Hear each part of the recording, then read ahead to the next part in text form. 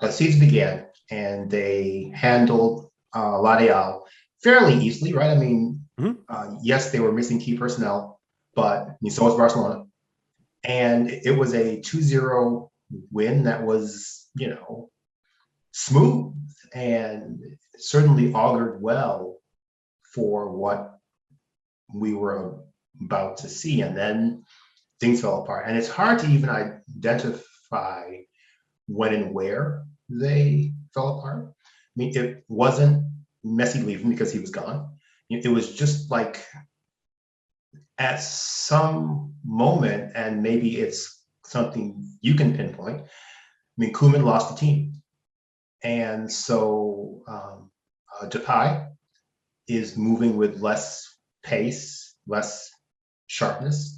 He's not finishing as well.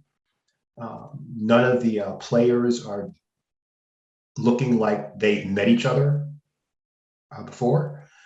This is a group that ostensibly trains together and works out together and works on tactics and works on things that should be correcting errors from match up to match, and yet the same errors happen. I mean, they're all soft on the ball. There is no commitment. There's no energy. There's no urgency. It looks like a team that has given up on the manager. Yeah, I think I'm trying to compare and contrast Granada to today. And I think the big difference for me is on Monday or whatever. Yeah, on Monday against Granada, it seemed like there was no direction. That, again, as I said on the other show, that tactics were completely wrong. There was no idea to break it down. It was all on the feet of Serginho Dest to deliver a perfect cross, which is not really what he's ever been able to do. And hopefully he does someday, but to put all your hope in that way. And so today there was a lot less crosses, but today felt like it felt sloppier. It felt like, for a number of reasons, whether one, I think there's a big difference between get Sergio Busquets out of my team and retire him, and why is he playing 90 minutes every 3 days? And I thought that's what today was for Busquets. I thought Busquets and De Jong, this is going to sound a bit odd, but tactically, I thought the midfield, and I don't want to say it's on Roberto, but Gavi, De Jong, and Busquets, the spacing was much better on ball retrievals. They were able to recapture the ball, even if they weren't fighting. I mean, Gavi did have more headers this week than Luke De Jong. It's a joke that's going to go around. It's going to continue to go around.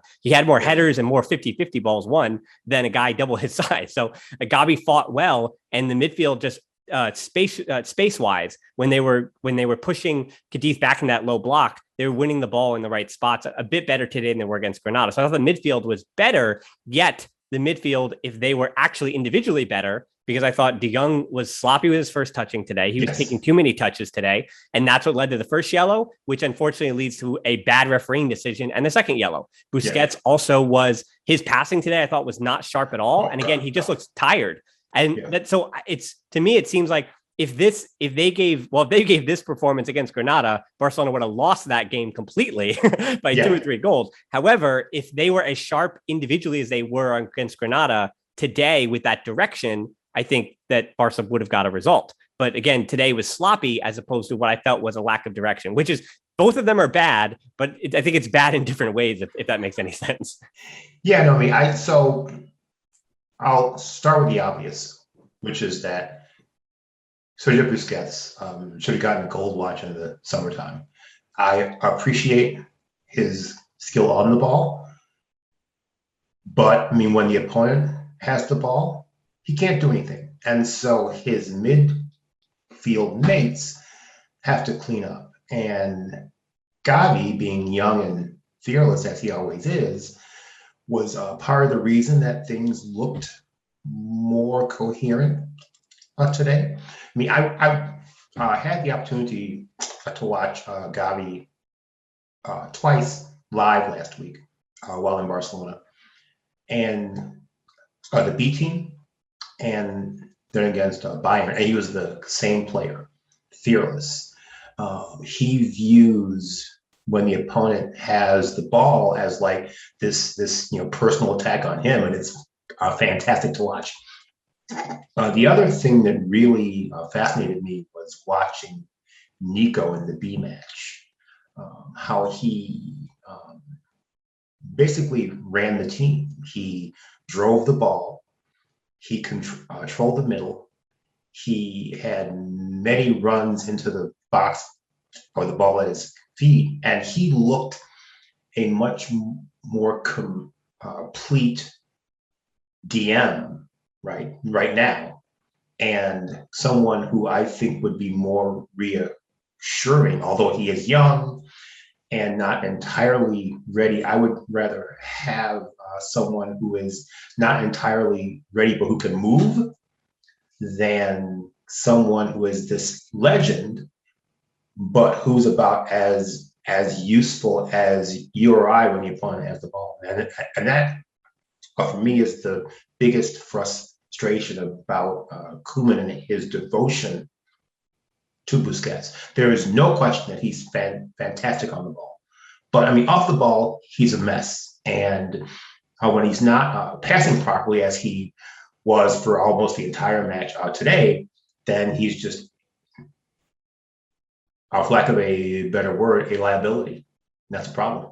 Yeah, I'm with you on Nico in that of I've watched him for the last year. I mean, he's only learned the pivot position now for about 7 months now when he's committed to that position. And he's been, as we've seen, an interior and attacking midfielder when he's come on, even from the bench.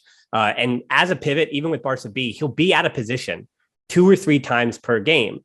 But his ability to retrieve the ball is right. And that's what it is, right? If Barca get beat on the 2 or 3 times when you know that young player is going to be out of position. But if Araujo cleans up for Nico Gonzalez all 3 times, then it's a net positive. And it's not to disparage Busquets. It's just to say that you're absolutely right, that rest defense, the thing that Busquets, and this is the thing too, in that rest defense, a boring term that we always talk about, that Busquets is always in the right position, but he physically cannot get to where he needs to be.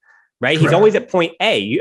And that was the issue against Granada, that Roberto and De Jong and Busquets were all set up where they know to be set up for some kind of long clearance or whenever Granada would try to get out of their shell. However, they were, that being Roberto as well. Roberto is not fast. He can be quick at times, but he's not fast. So when it was on that right side, or that being Granada's right wing, when they were able to get a ball cleared just that extra 5 yards, then Roberto and Busquets just could not recover. And you're getting beat in behind, because now if De Jong, this is the problem too against Granada. If De Jong is making that run in behind, now that whole right side, that being Eric Garcia, who's also not fast, and De Jong are completely exposed, right? And so in this game in particular for Cádiz, I was also trying to compare Dest against Granada and Dest against Cádiz. Now, there are things that I've spoken about where he needs to improve upon. His 1v1 defending, I think it actually gets a bad rap. I think it's actually fine.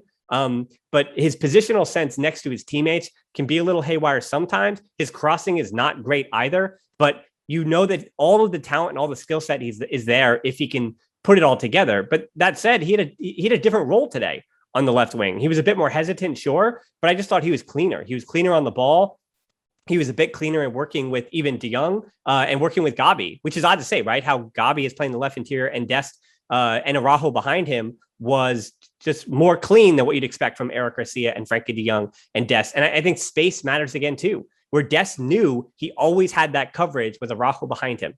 There was always that coverage. And I think that allowed him to pick his spots a lot better today. And he has the technical ability, if given the right direction, to be the player that Barcelona needs him to be, more so than what Sergio Roberto was for right back for all that time.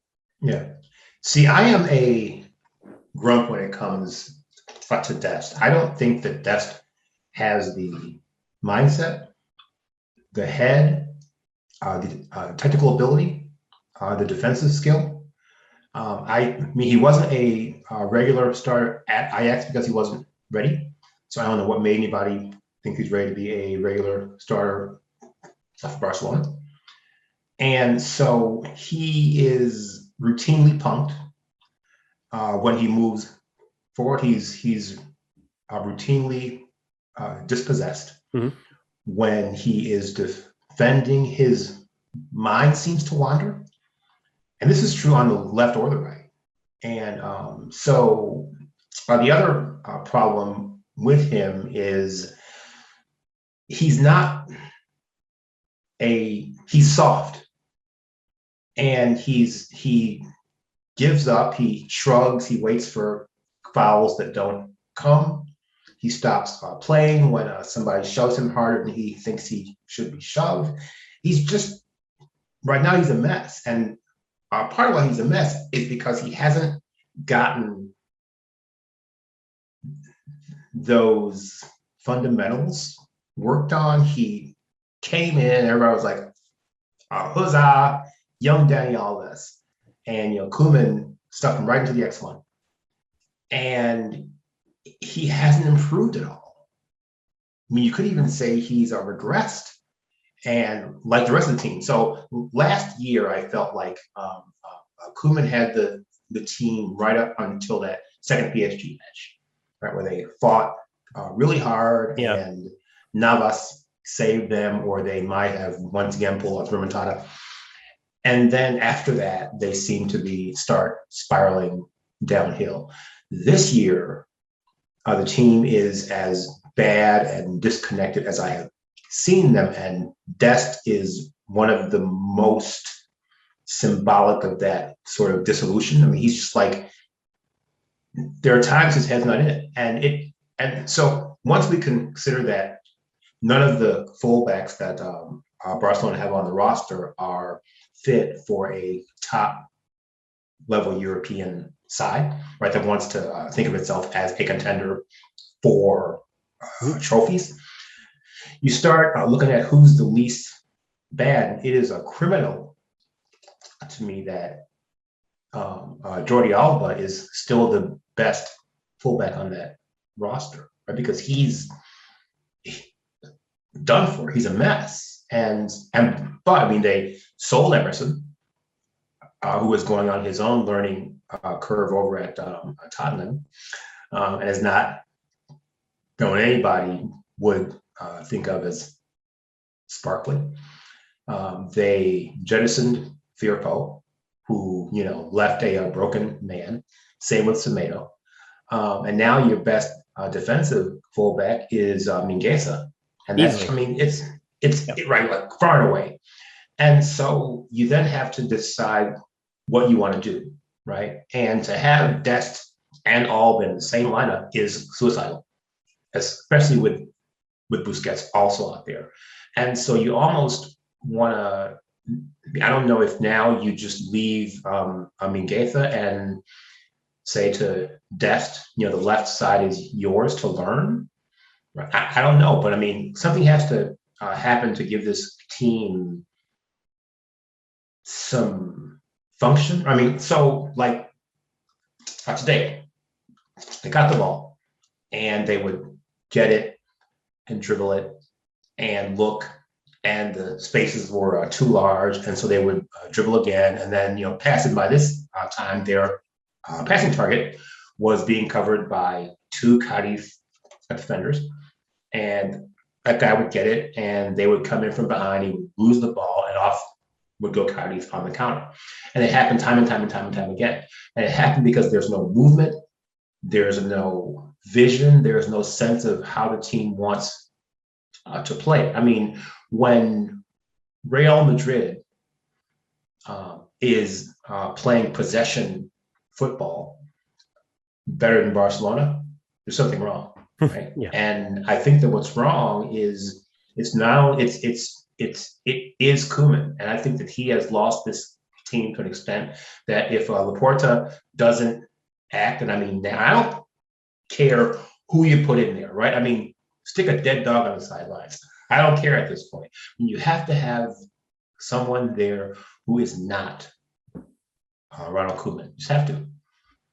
Yeah, you have a lot of points there. I want to start. It's almost all really connected and really telling to me that I want to answer you by starting to talk about the wings, but also we just got done saying how, Busquets playing 90 minutes every 3 days is definitely a big problem in the middle of the field, right? We just got done with that. And then we haven't even begun to disparage Luke de Jong yet in this. And now we're already talking about the wings. Yeah. Wait. I'll give you a chance in a bit. But I think with the Dest point, I want to immediately get back that what I thought about Monday, and I feel like I'm going to, trying to do this twice a week. I'm going to be a broken record in that for Eric Garcia and Dest at the age of 20 in the position they are, where they're expected, quotes unexpected, to kind of be starters at Barcelona now. It's that if a new manager comes in and agrees with you and says, hey, Eric Garcia is way behind on 1v1 defending, and Dest still has so much to learn, right?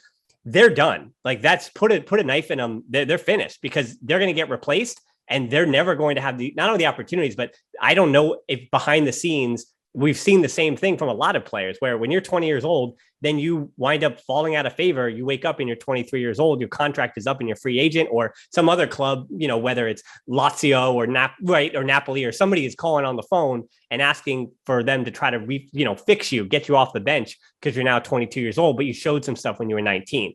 And my fear with Eric Garcia and Dest is that not that it's too soon for them, but they're not going to get the proper direction in the moments, which is right now, that they truly need it to be the players that I believe.